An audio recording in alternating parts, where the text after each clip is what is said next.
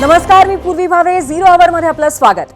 काल सरकारनं जी.आर. काढला आणि लगेचच मनोज जरांगेंनी मुंबई सोडली आणि ते परतले. मात्र अगदी दुसऱ्याच दिवशी हा जी.आर. आता सरकारच्याच गळ्यात अडकणार की काय अशी स्थिती निर्माण झाली आहे. मी असं म्हणायचं कारण म्हणजे अगदी एकाच दिवसात या जी.आर.वरनं घमासान सुरू झालंय. काल मनोज जरांगे आणि मराठा आंदोलकांनी जी.आर.वरनं जल्लोष केला, पण आज लगेचच ओबीसी समाज आक्रमक झालाय. हैदराबाद गॅझेटियरला मान्यता दिल्यामुळे आपल्या आरक्षणावरती गदा येत असल्याची समाजाची भावना झाली आहे. अनेक ओबीसी नेत्यांनी जाहीरपणे नाराजी बोलून दाखवली. राज्यभरामध्ये ओबीसींनी आंदोलनं केली, जी.आर. फाडले आणि जाळले सुद्धा. एवढंच नाही तर ओबीसी समाजाचे राज्यातील सर्वात मोठे नेते छगन भुजबळांनी आज चक्क मंत्रिमंडळ बैठकीकडेच पाठ फिरवली आणि आपली नाराजी जाहीरपणे उघड केली. अखेर सरकारने कॅबिनेट बैठकीमध्ये ओबीसींची नाराजी दूर करण्यासाठी स्वतंत्र मंत्रिमंडळ उपसमिती नेमण्याचा निर्णय घेतला आणि एक प्रकारे डॅमेज कंट्रोल करण्याचा प्रयत्न केला.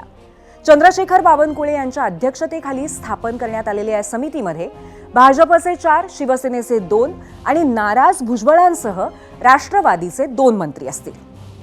बरं, आता ज्या जी.आर.मुळे ओबीसी समाज इतका नाराज आहे, तिथे सगळ्याच्या सगळा मराठा समाज खुश आहे का? तर तसंही नाही. काही मराठा विचारवंत हा जी.आर. म्हणजे समाजाची फसवणूक असल्याचं सांगू लागले. एकूणच असं झालंय की जी.आर. 1 पण 12 भानगडी अशी स्थिती झाली आहे. आणि त्यातली सर्वात मोठी भानगड ही आहे की मराठा विरुद्ध ओबीसी असा संघर्ष आता आणखीन पेटू शकतो. आणि अर्थातच यावरच आधारित आहे आजचा आपला प्रश्न आणि तोच पाहण्यासाठी जाऊयात पोल सेंटरला.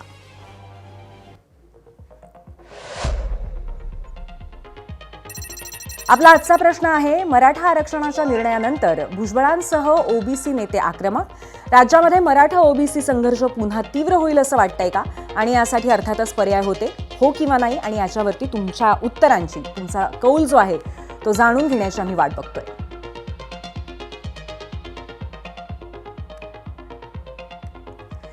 मुंबईतल्या मराठा आंदोलनामुळे उडालेली धूळ खाली बसत नाही, तोच राज्यभरातला ओबीसी समाज आता आक्रमक झालाय.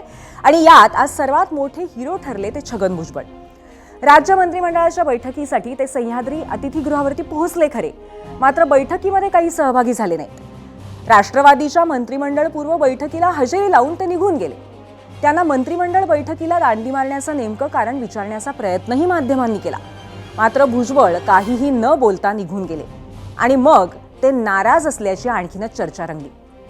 तिथून ते थेट भुजबळ नॉलेज सिटीमध्ये पोहोचले आणि मग प्रकाश शेडगेंसह अनेक ओबीसी नेते त्यांच्या भेटीला येऊ लागले. भुजबळांनी एकदम कठोर भूमिका घेतल्यामुळे राष्ट्रवादीतही चलबिचल असल्याचं चित्र दिसू लागलं. दुपारी अजित पवारांनी पक्षाच्या ज्येष्ठ नेत्यांची बैठक बोलावली. भुजबळांची नाराजी दूर करण्याबाबत बैठकीत खलबतं झाल्याचंही सांगितलं जात आहे. मंत्रिमंडळ बैठक सोडून जाताना भुजबळ काही बोलले नसले तरी काही वेळापूर्वीच त्यांनी आपली भूमिका स्पष्ट केली आहे. जी.आर. बाबत कायदे तज्ज्ञांची मतं जाणून घेतल्यानंतर पुढची भूमिका जाहीर केली जाईल असं ते म्हणाले.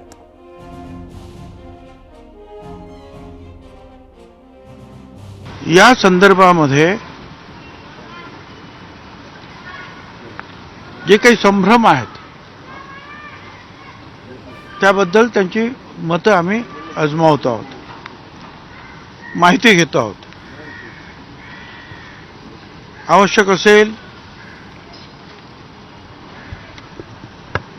तर निश्चितपणे जे आहे त्यांच्याशी चर्चा करून कदाचित सोमवार मंगळवारपर्यंत, कारण आता उद्या 1-2 दिवस गेले की आता गणपती आणि विसर्जन आणि रविवार वगैरे आहे, तर हायकोर्टात जर जाण्याची सुद्धा आमची तयारी आहे. खरं तर भुजबळ आणि नाराजी हे जुनं समीकरण आहे. गेल्या 2 वर्षात 1-2 नव्हे तर 5 वेळा भुजबळ नाराज झालेत. कशामुळे ते पाहूयात. मीडिया सेंटरला जाऊयात. भुजबळांच्या नाराजीचा इतिहास आपण बघतोय. ऑगस्ट 2025 मध्ये नाशिकमध्ये ध्वजवंदनासाठी निवडणं झाल्यामुळे नाराजी त्यांनी व्यक्त केलेली होती. गोंदियामध्ये ध्वजवंदनास नकार दिला होता. ही अगदी नुकतीच घडलेली घटना आहे. जून 2025 मध्ये राष्ट्रवादीच्या वर्धापन दिनी कार्यक्रमाला त्यांनी दांडी मारली होती आणि त्यावेळच्या नाराजीचं कारण अस्पष्ट होतं. डिसेंबर 2024ला फडणवीस मंत्रिमंडळामध्ये समावेश न झाल्यामुळे त्यांची उघड नाराजी आपण पाहिली होती. एप्रिल 2024मध्ये नाशिकमधनं लोकसभेच्या तिकिटासाठी ते आग्रही होते, त्यावेळीही त्यांची नाराजी होती. आणि एप्रिल 2024ला राष्ट्रवादीला जागा न सुटल्यामुळे पक्ष सोडण्याचा इशाराही त्यांनी दिला होता. नोव्हेंबर 2023मध्ये मराठा आरक्षणाबाबत काढलेल्या आदेशाच्या विरोधात त्यांनी नाराजी व्यक्त केलेली होती. नोव्हेंबर 2023ला तत्कालीन मुख्यमंत्री एकनाथ शिंदेंकडे मंत्रिपदाचा राजीनामा सुद्धा त्यांनी दिलेला होता. तर अशा पद्धतीचे नाराजीचे त्यांचे हे प्रसंग आपण पाहिलेले आहेत.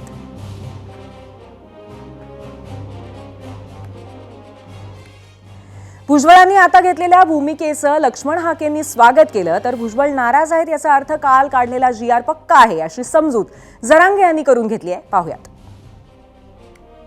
साहेब हे नेहमी ओबीसी आरक्षणाच्या बाबतीमध्ये भूमिका घेत आलेले आहेत आणि अशा भूमिका घेण्यामुळे त्यांना किंमतही मोजावी लागलेली आहे.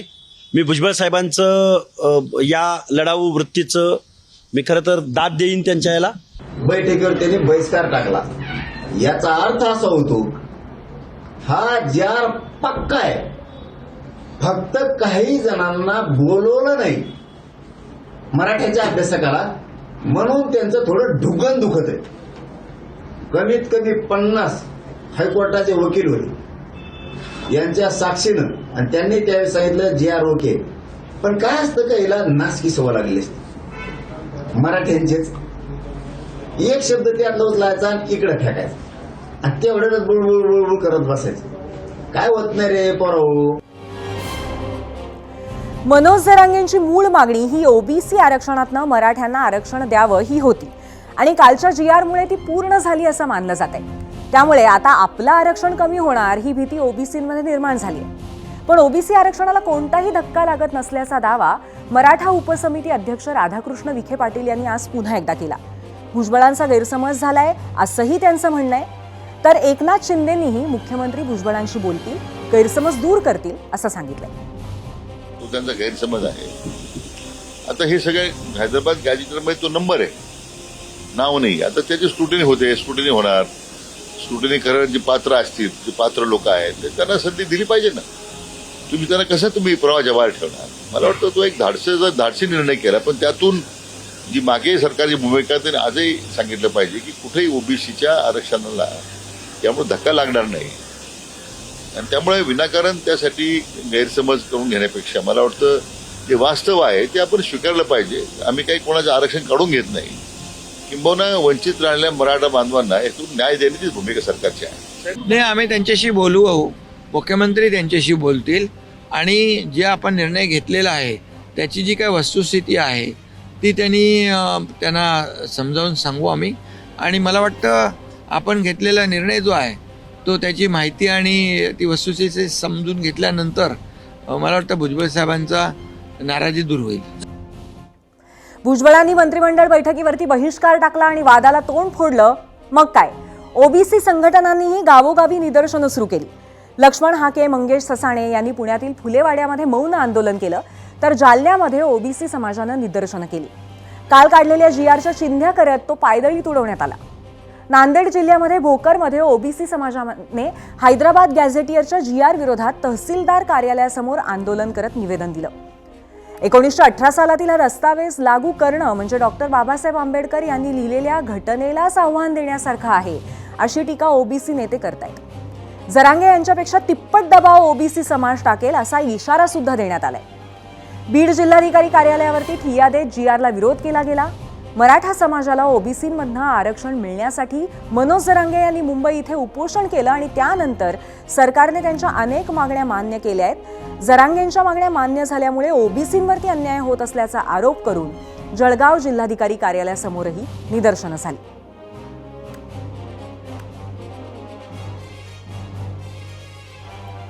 आता ओबीसी नाराज आहेतच, पण सगळेच मराठा कालच्या निर्णयामुळे खुश आहेत का? तर तसंही नाही. सरकारने काल हैदराबाद गॅझेटसह 6 मागण्या मान्य केल्या. त्यामुळे काही मराठ्यांना थेट कुणबी प्रमाणपत्र मिळण्याचा मार्ग मोकळा झाला खरा, मात्र आता अनेक मराठा नेतेच फसवणूक झाल्याचंही सांगू लागलेत. माजी न्यायमूर्ती BG कोळसे पाटील यांनी हा GR म्हणजे मराठा समाजाच्या तोंडाला पुसलेली पानं आहेत असं म्हटलं. आज जे सरकारने तुम्हाला कबूल केलंय ते कायद्याच्या कोणत्याच कसोटीमध्ये बसणार नाही असं स्पष्ट मत त्यांनी व्यक्त केलंय. डॉक्टर बाळासाहेब सराटेंनीही सरकारवरती जोरदार टीका केली आहे. ज्यांच्याकडे आधीच कुणबी नोंद आहे त्यांच्याच नातेवाईकांना कुणबी दाखले दिले जातील. नव्याने कुणबी दाखले मिळण्याची शक्यता कमी आहे असा दावा सराटेंनी केलाय. मराठा आरक्षण याचिकाकर्ते विनोद पाटलांनी तर मोठी टीका केली आहे. सरकारने दिलेला कागद हा शासन निर्णय नसून फक्त माहिती पुस्तिका असल्याचं त्यांनी म्हटलंय. महसूल मंत्री विखे पाटलांनी सांगावं की ही माहिती पुस्तिका आम्हाला कशी उपयोगी पडेल असा सवालही त्यांनी केलाय.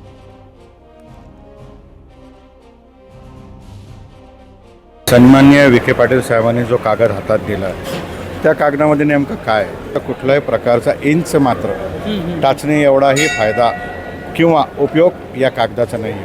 त्यांनी मागच्या वेळेस देखील गुलाल खेळला, त्याचं उत्तर आम्हाला एकनाथ शिंदे साहेबांनी अजून दिलं नाही. आज विखे पाटील साहेबांनी गुलाल खेळला, याचं उत्तर मला मिळालं नाही. त्यामुळे आता विखे पाटील साहेबांनी याचं उत्तर द्यावं. मराठा आरक्षणावरती थेट सवाल उपस्थित करणाऱ्या आणि आरक्षणाबाबत खुलासा मागणाऱ्या विनोद पाटलांना मराठा उपसमितीचे अध्यक्ष राधाकृष्ण विखे पाटील यांनी टोला लगावलाय. तर त्यालाही विनोद पाटील यांनी उत्तर दिलंय. पाहूयात. विनोद पाटील सुद्धा आरोप करताय की माहिती पुस्तिका आहे. ताजमहल झोपली होती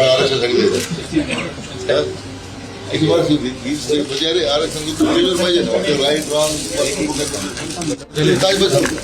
आरक्षणच्या आंदोलन चालू असतं. बघा, आंदोलनाच्या काळामध्ये मी कुठं होतो, विखे पाटील साहेब सरकार आहे, सरकारने सांगावं. मी माझ्या गणपती मंडळात होतो आणि आरक्षणच्या लढायचं. विखे पाटील साहेबांना माझ्यावर बोलण्याचा अधिकार, कारण मराठा समाजाची संस्कृती आहे. शरद पवार साहेब असतील, एकनाथ शिंदे साहेब असतील, विखे पाटील साहेब असतील, बोटावर मोजके नेते मराठा समाजाचे शिल्लक आहे की ज्यांच्याकडे आम्ही आशेनं होतो. साहेबांनी मला अजून शिव्या द्याव्या, मी त्याचा आदर आणि त्या शिव्या स्वीकारेन. पण साहेब माझ्या प्रश्नाचं उत्तर का देत? साहेबांनी मला प्रश्नाचं उत्तर द्यावं. राज्य सरकारच्या शासन निर्णयावरती काही मराठा नेते विचारवंत नाराजी व्यक्त करत असताना सर्व मराठा आरक्षणात जाणार म्हणजे जाणारच असा विश्वास मनोज जरांगे यांनी व्यक्त केला. छत्रपती संभाजीनगरच्या रुग्णालयामध्ये उपचारादरम्यान त्यांनी पत्रकार परिषद घेतली. तसंच GR वरती शंका उपस्थित करणाऱ्यांना प्रत्युत्तर सुद्धा दिलंय. पाहूयात. ही कोणी याचिका दाखल कोर्टात केल्या, कुठं केल्या तरी त्यात तो चॅलेंज होऊ शकत नाही. कारण सरकारी दस्तावेज गॅझेटियर सरकारी नोंदी असतील तर सगळ्या याचिका त्यांच्या धुडकावून लागणार. कारण सरकारी दस्तावेज धुडकावून लावता येत नाही. आपले बोलणारे बागडी बिल्ले एखाद्या वेळेस यांच्यावर बहिष्कार टाकून यांना लुटून द्यावं लागणार आहे. कारण यांना मराठ्यांचे वाटोळेशिवाय काही करताच नाही. आणि जर हे कोर्टात जाणार असलं तर आणखीन आनंदाची गोष्ट आहे. पक्का जे आहे पक्का मराठवाड्यातले मराठी आरक्षणात गेलेच. आजच्या घडामोडींच्या दरम्यान मराठा आरक्षणाच्या विरोधामध्ये याचिका करणारे वकील गुणरत्न सदावर्ते यांनी आपल्या स्टाईलमध्ये भुजबळांची स्तुती केली आणि जरांगे विखेंवरती तोफ डागली. तेही पाहूयात. मी सन्माननीय भुजबळ साहेबांचं स्वागत करतो. मी सन्माननीय भुजबळ साहेबांचं अभिनंदन करतो. ज्या प्रकारे संविधानाला फ्रॉड होईल,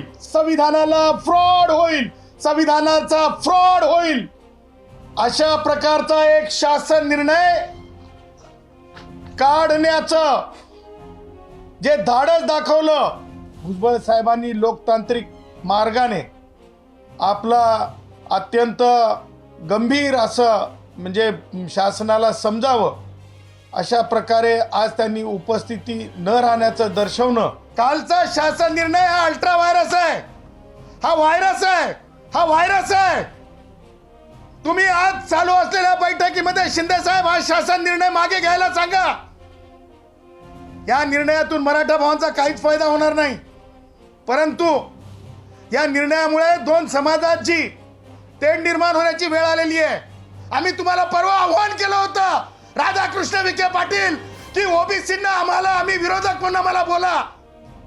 नैसर्गिक न्याय नाही का? जातीवाद आहे का? ओबीसींना बोलू नये का? सन्माननीय धनंजय मुंडेंना का बोलवलं नाही? सन्माननीय बावनकुळे साहेब का नाही सोबत तुमच्या?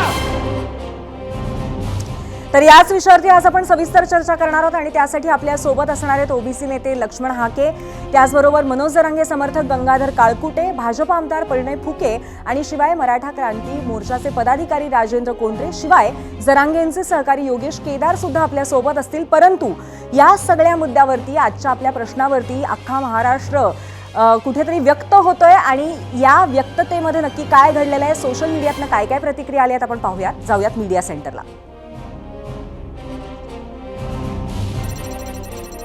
एक्सवरनं आपल्याला प्रतिक्रिया आलेली आहे विनोद मुंढे यांची. आरक्षण जर आर्थिक निकषावरती दिलं गेलं तर समाजातील जातीजातीतील तेढ नक्की कमी होईल.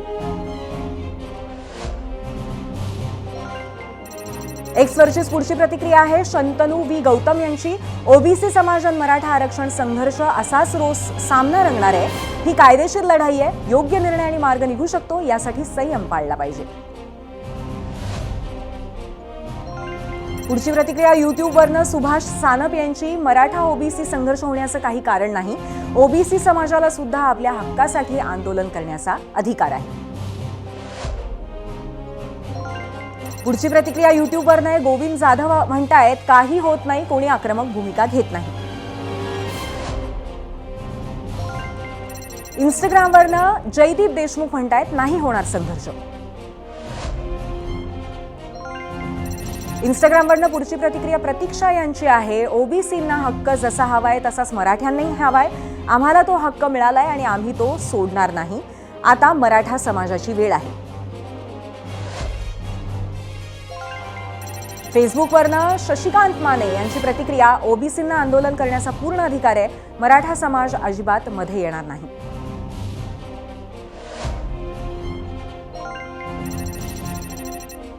फेसबुकवरनं सिद्धिविनायक यांनी म्हटलेलं आहे भुजबळ यांना मंत्रिमंडळातनं बडतर्फ केलं पाहिजे.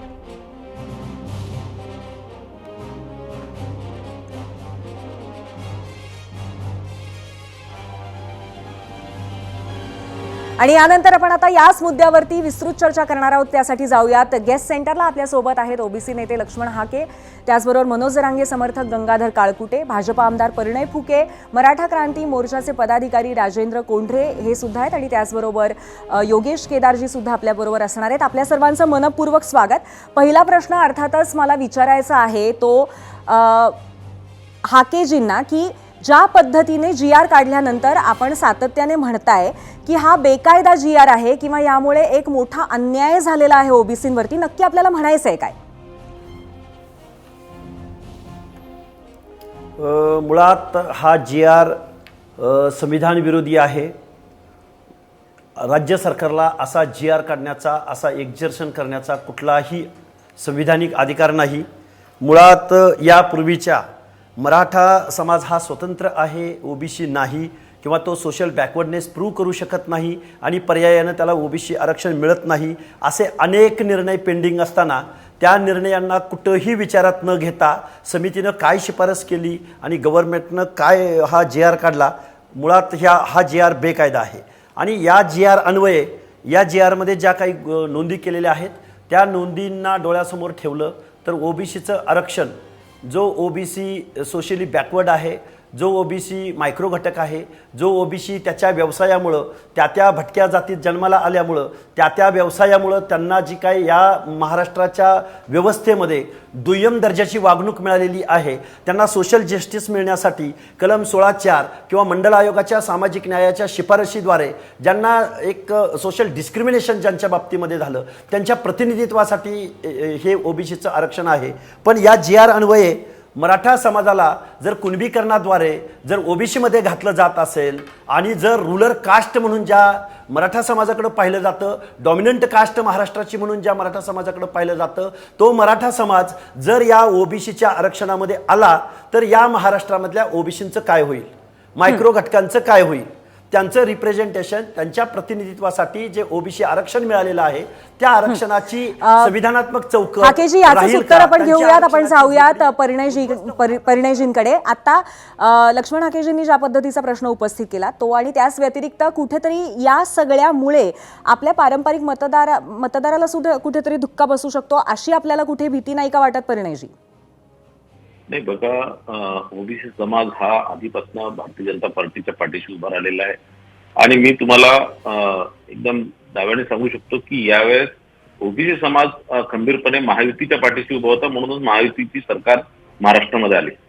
पण या संदर्भात, या GR संदर्भात जे सन्माननीय लक्ष्मणभाऊ हाके जे बोलतात आहे की हा असंविधानिक आहे किंवा असा कोणताही GR काढण्याचा अधिकार राज्य सरकारला नाही, तर या GR मध्ये कोणताही असं काही असंविधानिक कुठेही मला दिसत नाही. मला असं वाटतं की या GRचं अनेक जे महाराष्ट्र अनुसूचित जाती, अनुसूचित जमाती, विमुक्त जाती, भटक्या जमाती, इतर मागासवर्गीय, विशेष मागास प्रवर्ग यांची जे जात पडताळणी, जातीचे प्रमाणपत्र देण्याचे व त्यांची पडताळणी हे 2000चं अधिनियम आहे. 2004ला त्या अधिनियमामध्ये बदल झाला. त्यानंतर 1 सप्टेंबर 2012 मध्ये त्यामध्ये बदल झाला. त्यानंतर 3 जुलै 2018 मध्ये त्या संदर्भात मध्ये बदल झाला आणि 18 जुलै 2024 मध्ये त्यामध्ये बदल झाला. आणि या सगळ्या GRच्या आधारावर परत 2 सप्टेंबर 2025 म्हणजे कालच हा GR काढण्यात आला.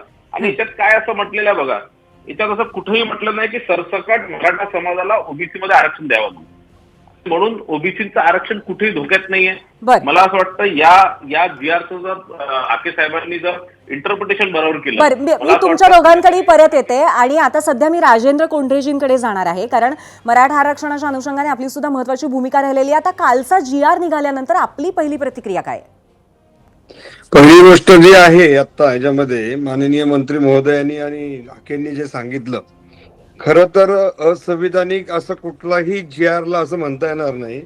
हाकेंनी पहिलं महाराष्ट्रातला जो अधिनियम 2012चा नियम आहे तो आता माझ्या समोर आहे. त्याच्यामध्ये कलम 3 मध्ये काय तरतूद आहे ती पहिल्यांदा वाचतो म्हणजे महाराष्ट्र क्लिअर होईल. अर्जदाराला कोणताही दस्तऐवज सादर करण्यात जर तो असमर्थ असेल तर अशा बाबतीत अर्जदार आपल्या शपथपत्रामध्ये त्याविषयीचे कारण नमूद करेल आणि सक्षम प्राधिकारी त्याच्यावर विचार करेल, योग्य वाटेल असा गुणवत्तेवर त्या दाव्यावर निर्णय घेईल. हे 2012 मध्ये महाराष्ट्र सरकारने सगळ्यांसाठी रूल्स केलेत. आता हा GR काल जो काढलेला आहे तो काय सांगतोय की या प्रतिज्ञापत्राच्या आधारे अनुषंगिक पुराव्याचे सक्षम प्राधिकारी स्थानिक चौकशी करून खातरजमा करेल आणि अर्जदार जो आहे तो वंशावळ गाव समिती आवश्यक ती चौकशी करेल. त्या चौकशीच्या आधारे सक्षम प्राधिकारी अर्जदारास कुणबी जातीचा दाखला देण्याबाबत निर्णय देतील. आता नीट समजून घ्या, हा जो GR आहे हा क्वासी ज्युडिशियल अथॉरिटीला केलेलं गाईडलाईन आहे.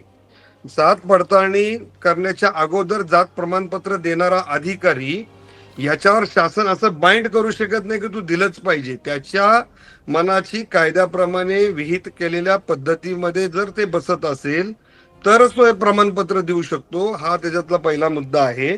मुळातच हा GR काढताना शासनाने जो राज्याचा 2012चा अधिनियम आहे, ह्या अधिनियमामध्ये जसं मागच्या वेळेस जरांगे पाटलांनी आंदोलन केल्यानंतर ते जे रूल्स मध्ये अमेंडमेंट करून ऍडिशनल डॉक्युमेंट ऍड केली, तशा पद्धतीने फक्त तुम्हाला गॅझेटियर ऍड करायचंय. पण माझा त्याच्या पुढचा प्रश्न सांगतो की गॅझेटियरनी फार मोठा इम्पॅक्ट पडणार आहे अशा प्रकारची जी भीती ह्या मंडळींनी जी घातलेली आहे, असं काहीही होणार नाही. आजही मराठवाड्यामध्ये फक्त 2,24,000 एवढीच कुणबी प्रमाणपत्र दिलेली आहेत. गेल्या 33 वर्षात फक्त 3363 दिली होती.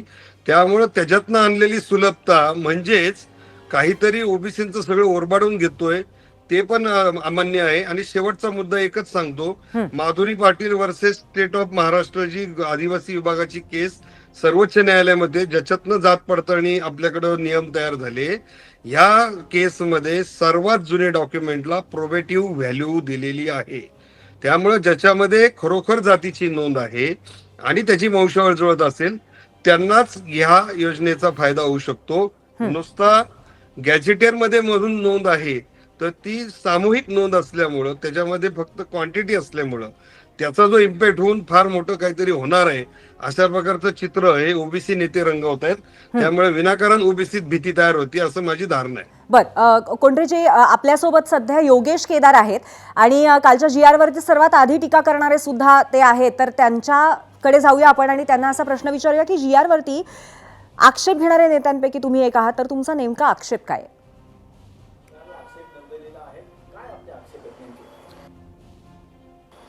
नाही, हे बघा, आक्षेप नोंदवण्याचा विषय जो आहे थोडासा समजून घेतला पाहिजे. ज्या वेळेला राधाकृष्ण विखे पाटलांच्या नेतृत्वामध्ये मराठा आरक्षण उपसमिती, मंत्रिमंडळ उपसमितीचे हे सगळे सदस्य आलेले होते, त्यावेळेला मनोजदादांच्या सोबत उभा असलेला मी एक मराठा समाजातला आंदोलक म्हणून उभा होतो. आणि त्या जे सरकार चर्चा करत होतं मनोजदादांच्या सोबत, ती चर्चा कानानं ऐकणारा एक त्यापैकी जे 2-4 लोक असतील त्यापैकी एक मी होतो. आणि ते चर्चा ऐकत असतानाही मला काही संशय आणि शंका येत होत्या. पण ठीक आहे, तो चर्चेचा भाग असतो, काही गुप्त असतात.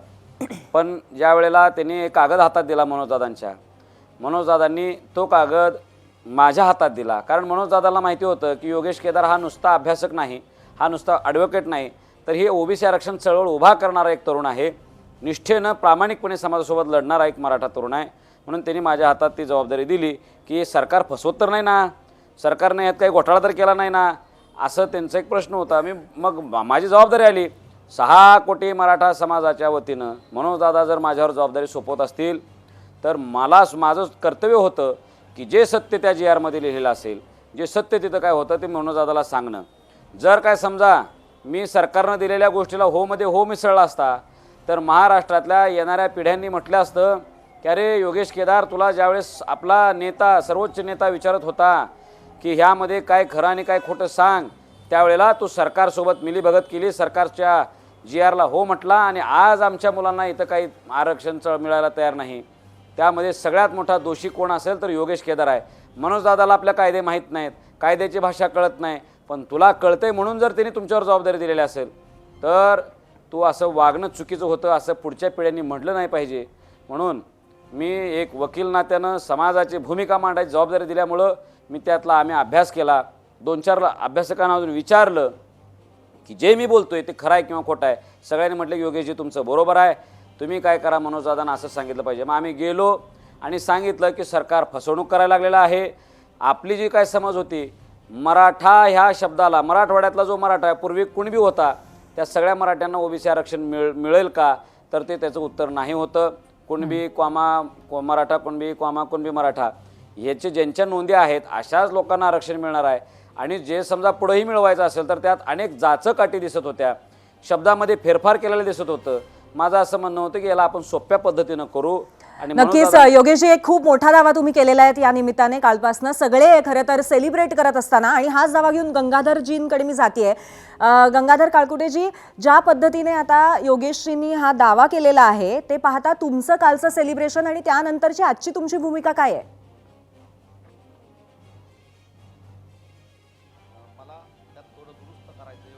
अर्ध सत्य सांगितलंय. मनोजदादाला काही कळत नाही कायद्यातला असं त्यांनी म्हणू नये, कारण मनोजदादाला सगळा अभ्यास आहे. जे 60-70 वर्षात जे कुणाला जमलं नाही ते मनोजदादांनी या मराठा समाजाला मिळवून दिले. आणि त्यांच्या एक मनाचा मोठेपणा, सगळे अभ्यासक तिथं आले होते, हायकोर्टाचे वकील आले होते, आणि त्यामुळं त्यांना मान दिला पाहिजे. आणि या कायद्यात कुठलीही या जी आरमध्ये त्रुटी राहिली नाही पाहिजे, यासाठी योगेश असतील किंवा बाकीचे सगळे असतील, त्या सगळ्यांना दादा दाखवत होते, हायकोर्टाच्या वकिलांनाही सांगत होते.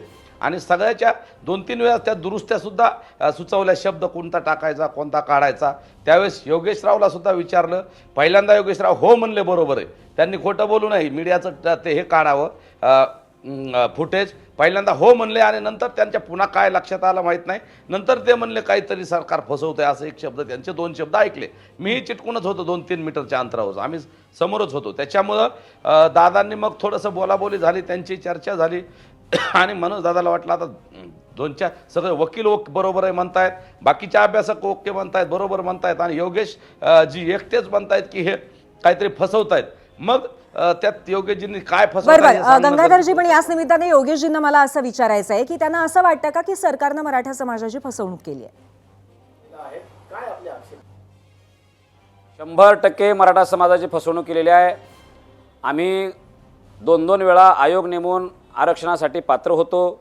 आम्ही सामाजिक आणि शैक्षणिकदृष्ट्या पात्र ठरलेलो आहोत. महाराष्ट्रातला मराठा एकमेव समाज आहे जो ओबीसी आरक्षणासाठी सध्या पात्र आहे. असं असताना सुद्धा जर आम्हाला आरक्षणापासून वंचित ठेवलं जात असेल तर ती संविधानाची चूक नाही, तिथल्या कायद्याची चूक नाही, तर ती राज्यकर्त्यांची चूक आहे आणि आमच्या आंदोलनकर्त्याची सुद्धा चूक आहे. आम्ही काहीतरी प्रत्येक वेळेस नवीन काहीतरी शिगोफा आणतो आणि आम्ही काहीतरी वेगळं मागायचा प्रयत्न करतो. सरसकट कुणबी आम्ही मागितलं, ते होणार नाही कळालं. त्यानंतर आम्ही सगळे सोयरे मागितलं, ते होणार नाही लक्षात आलं. आता आम्ही हैदराबाद गॅझेट, सातारा गॅझेटेर म्हणतोय, ह्याच्यातल्याही मर्यादा लक्षात यायला लागलेल्या आहेत. म्हणून माझं असं सुरुवातीपासून एक मतावर मी ठाम आहे की मराठा समाज हा 50% आतल्या आरक्षणासाठी पात्र आहे. त्यांना तुम्ही इतर जातीच्या लोकांना जसं मला असं वाटतं की हा मुद्दा घेऊन आपण कोंढरेजींकडे जाऊया, कारण दोन वेगळे मतप्रवाह आता मराठा बांधवांच्याच माध्यमातून किंवा प्रतिनिधींच्या माध्यमातून पाहायला मिळत आहेत. आपलं काय म्हणणं याबद्दल कोंढरेजी?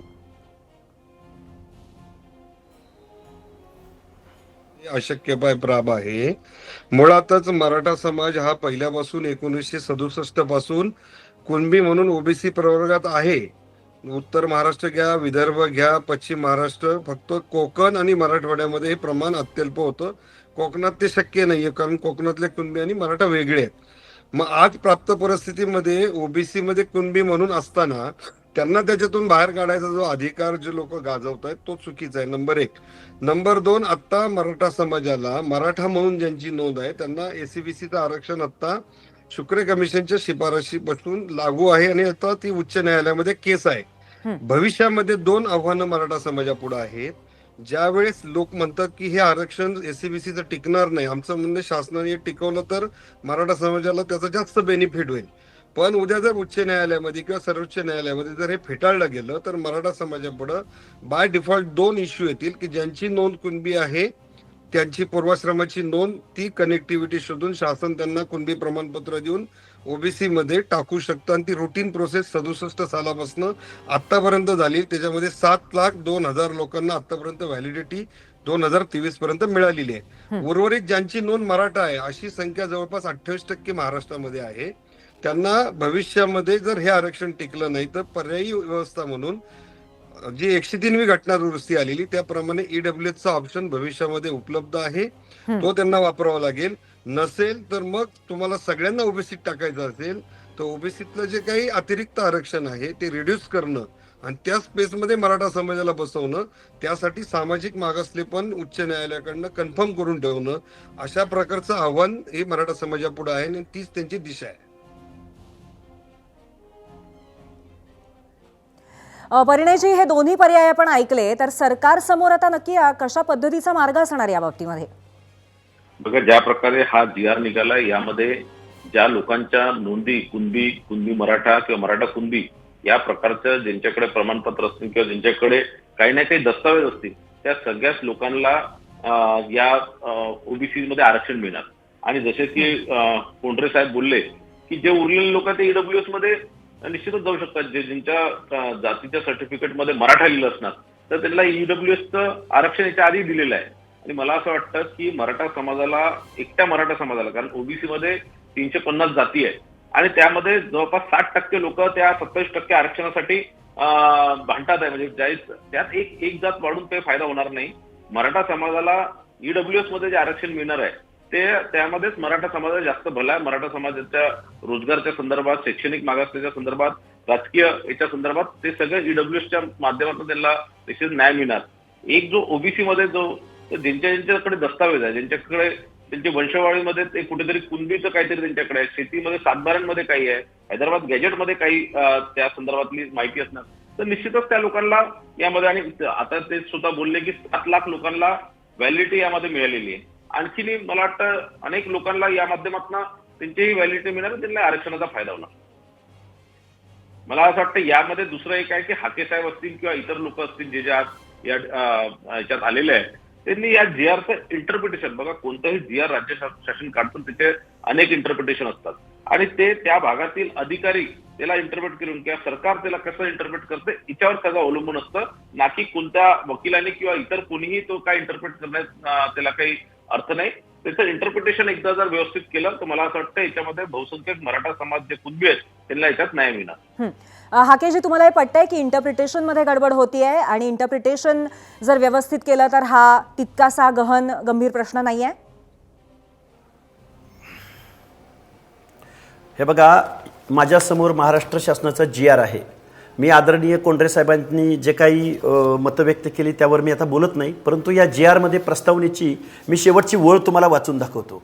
यामध्ये असं म्हटलं की मराठा समाजास जात प्रमाणपत्र मिळण्याच्या प्रक्रियेत अधिक सुलभता यावी याकरता शासन खालीलप्रमाणे निर्णय घेत आहे. कुठल्या समाजास? मराठा समाजास. मग मराठा समाजाचं ओबीसीमधलं इन्क्ल्युजन अनेक न्यायालयांनी नाकारलेलं आहे याच्यापूर्वी. आणि परत दुसऱ्या एका शब्दाकडे, या जे आरमधल्या शब्दांकडे, कारण इथं प्रत्येक स्वल्पविरामला, प्रत्येक शब्दाला इथं किंमत आहे. तर इथं असं म्हटलं आहे की अशा स्थानिक चौकशीमध्ये संबंधित जातीचा दावा करणाऱ्या व्यक्तीचे गावातील, कुळातील, नातेसंबंधातील म्हणजे सगळे सोयरे आणि सरसकट हे शब्द वगळलेले आहेत. आणि शब्द ॲड कुठले केलेले आहेत? गावातील, कुळातील आणि नातेसंबंधातील. या शब्दांची व्याख्या काय? बरं, नक्कीच तुमचा मुद्दा कळला. पण आज भुजबळांनी सुद्धा या बाबतीमध्ये भूमिका घेतलेली आहे, तुम्ही सुद्धा भूमिका घेतलेली आहे आणि ओबीसी नेते आक्रमक झालेत. सगळे ओबीसी एकत्र येऊन याच्या विरोधात कुठेतरी न्यायालयात जातील असं तुम्हाला वाटतंय का? आणि सगळे समाज बांधव एकत्र येतील असं वाटतंय का? निश्चित समाज बांधव एकत्रित येतील जर इथल्या सरकारला जर झुंडीची भाषा कळत असेल, मतदानाची भाषा कळत असेल, आपला पक्ष निवडून येतो की हरतो, आपल्या पक्षाची वोट बँक जाते का, ही जर भाषा इथल्या सत्ताधाऱ्यांना कळत असेल तर आम्ही निश्चित इथून पुढे आम्हाला राजकीय वागावं लागेल. कारण आमचं पंचायत राजमधलं आरक्षण गेलं तरी चालेल, पण विधानसभेचा आणि लोकसभेचा मार्ग मात्र आमच्या तांड्यावरून, वाड्यावरून, वस्त्यावरून जातो. आणि मग आम्ही कुणाला मतदान करायचं आणि कुणाला सत्तेत बसवायचं हे मात्र या महाराष्ट्रातल्या अर्ध्याहून राजेंद्र कोंडरेजी याच्यावरती अगदी थोडक्यात तुमची प्रतिक्रिया. मात्र मी निश्चित आणि जबाबदारीने या महाराष्ट्राला सांगू इच्छितो. 1967 सालापासून कुणबी हा घटक ऑलरेडी ओबीसी आरक्षणात आहे आणि ज्यांच्या नोंदी मराठा कुणबी आहेत त्यांना राज्य मागासवर्ग आयोगाच्या शिफारशीने 1 जून 2004ला इन्सर्शन केलेलं आहे. त्यामुळे ह्या म्हणण्याला काही अर्थ नाही. आणि मराठा समाज हा समूह म्हणून महाराष्ट्रात मोठा आहे. त्याच्यामध्ये त्याचा मराठा आणि मराठा कुणबी असे आणि कुणबी असे 3 स्तर आहेत आणि ते ऑन रेकॉर्ड आहेत. नक्कीच कोंडरेजी, मला असं वाटतं की हा विषय खूप मोठा आहे आणि त्याच्यामध्ये आणखीन पदर त्याला सुटत जात आहे, तर त्यामुळे हा विषय असा पटकन संपणारा नाहीये. परंतु आज या मोठ्या चर्चेमध्ये तुम्ही सगळे सहभागी झालात आणि तुमची मतं आमच्यापर्यंत पोहोचवली, त्याबद्दल खूप खूप धन्यवाद. आपण आत्ता हा संपूर्ण संवाद इथेच थांबवतोय. धन्यवाद. यानंतर आपण पाहूया तुमचा कौल आमच्या प्रश्नावरचा. पाहूया तुम्ही आमच्या प्रश्नावरती काय उत्तरं दिली आहेत, महाराष्ट्राचा कौल काय आहे. जाऊयात पोल सेंटरला.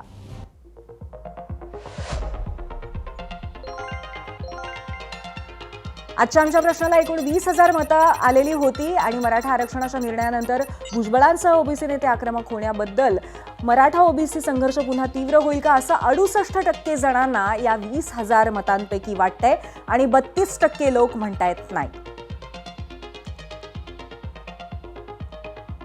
तर आमच्या आजच्या प्रश्नाला तुमचा हा कौल आहे. 68% लोकांना असं वाटतंय. आता यानंतर या मुद्द्यावरती एबीपी माझाची भूमिका जाणून घेऊयात. सांगतायत आमच्या कार्यकारी संपादक सरिता कौशिक. पूर्वी महाराष्ट्राच्या राजकारणात, समाजकारणात मराठा समाजाचं प्राबल्य नेहमीच राहिलंय. त्यातूनच आपल्याकडे मराठा मुख्यमंत्र्यांची एक मोठी यादी तयार झाली. इतर नावे आजही अपवादच म्हणावी लागतील. आणि हा समाज सुरुवातीला काँग्रेस आणि नंतर राष्ट्रवादीचा गाभा बनला. त्यामुळे कधी काही ब्राह्मणांचा, नंतर ओबीसींचा पक्ष म्हणवल्या जाणाऱ्या भाजपाची अडचण व्हायची. पण मनोज जरांगेंनी मराठा आरक्षण आंदोलन सुरू केले आणि प्रस्थापित मराठा नेतृत्वाला हादरे बसू लागले. मुंबईच्या निर्णायक आंदोलनात तर बरीच समीकरणे बदललेली दिसत आहेत. सगळ्यात मोठा बदल हा एकनाथ शिंदे आणि शरद पवार यांच्या बाबतीत. एकनाथ शिंदेंसाठी तर जरांगेंच्या मनात आणखी वेगळं स्थान. त्यामुळे मराठा आंदोलनाच्या रोषापासून देवेंद्र फडणवीसांना फक्त शिंदेच वाचवू शकतात असं चित्र निर्माण झालं होतं. शिंदे नाही म्हणायला फडणवीसांची बाजू मांडायला समोर आले, पण ताकदीनं उभं राहिले असे म्हणता येणार नाही. राजकीय हित, स्वतःच्या महत्वाकांक्षा या दृष्टिकोनातून बघितले तर शिंदे चुकले असेही म्हणता येणार नाही. अजितदादा तर आपल्या राजकीय कंपल्शन्समुळे नसल्यासारखेच होते. मुख्यमंत्री देवेंद्र फडणवीस एकटे कात्रीत सापडले असे चित्र निर्माण झाले. पण फडणवीसांनी नवीन पर्याय तयार केले. स्वतः तर चर्चेला समोर आले नाहीतच, पण भाजपात असणाऱ्या माजी मराठा मुख्यमंत्र्यांना सुद्धा समोर येऊ दिले नाही. नारायण राणे असो किंवा अशोक चव्हाण यांच्यावर सुद्धा रोष जास्त, विश्वास कमी असे होण्याची शक्यता होती. फडणवीसांसाठी कायम आक्रमक बॅटिंग करणाऱ्या प्रवीण दरेकर, प्रसाद लाड, नितेश राणे या भाजपच्या मराठा नेत्यांनाही चर्चेपासून त्यांनी दूर ठेवले. त्याऐवजी मराठा उपसमितीचे अध्यक्ष राधाकृष्ण विखे पाटील, छत्रपतींचा वारसा असणारे शिवेंद्रराजे भोसले यांच्याकडे चर्चेची धुरा सोपवली. मित्रपक्षांच्या मराठा नेतृत्व विना ही लढाई जिंकून दाखवली. जे युद्धात नाही ते यशाच्या वाट्यातही नाही, असे काहीसे एकनाथ शिंदेंना आणि अजित पवारांना आता वाटत असेल तर आश्चर्य वाटायला नको. दुसरीकडे मराठा स्ट्रॉंगमन म्हणून इंग्रजी माध्यमं ज्यांचा सतत उल्लेख करतात त्या शरद पवारांच्या पक्षातील आमदारांनी जरांगेच्या आंदोलनात रीघ लावली. पण सुप्रिया सुळेंच्या आझाद मैदान भेटी दरम्यान जे घडले, ज्या घोषणा शरद पवारांच्या विरोधात दिल्या गेल्या, ज्या बाटल्या फेकून मारल्या गेल्या, हे ऑप्टिक्स बदलाचे संकेत म्हणावे का? एकीकडे हे होत असताना छगन भुजबळांनी मात्र कॅबिनेट बैठक बॉयकॉट केली. लक्ष्मण हाकेंनी कोर्टात जाणार असे सांगितले तर प्रकाश अण्णा शेंडगेंनी भुजबळांच्या भूमिकेचे समर्थन केले. मराठा खुश झाले, पण भाजपाचा कोर ओबीसी मतदार नाराज दिसतोय. त्याची नाराजी आणि गैरसमज दूर करण्याचं आव्हान हे सर्वात मोठं आहे आणि तेच सध्या फडणवीसांच्या समोर असेल. पूर्वी धन्यवाद सरिता. एबीपी माझा, उघडा डोळे बघा नीट.